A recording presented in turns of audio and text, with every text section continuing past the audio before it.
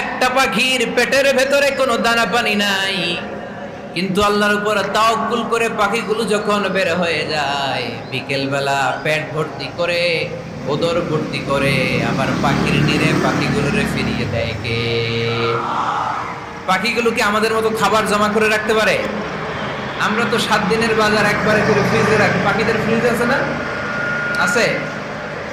আমাদের অতিরিক্ত টাকা হলে আমরা ব্যাংকে ব্যালেন্স করে রাখতে পারি, অ্যাকাউন্ট করে রাখতে পারি। পাখিরাও তো অ্যাকাউন্ট করে রাখে না? না, প্রতিদিন না খেয়ে বের হয়। কালকে ওই পাখিটা কি খাবে, কোন জায়গা থেকে তার রিজিকের ব্যবস্থা হবে, আল্লাহ ছাড়া কেউ জানে। এটার নাম তাওয়াক্কুল। এটার নাম কি? আমাদের সাধ্যের, আমাদের ক্যাপাসিটি, আমাদের ক্যাপাবিলিটির সবটুকু করে আমরা তাওয়াক্কুল করি একজনের উপর। চিল্লায় বলেন তিনি কে? এজন্য ইসলাম আমাদেরকে শিখায়, সালাত যখন শেষ, বের হয়ে যাও, কাজে নেমে পড়ো। কাজে কোনো লজ্জা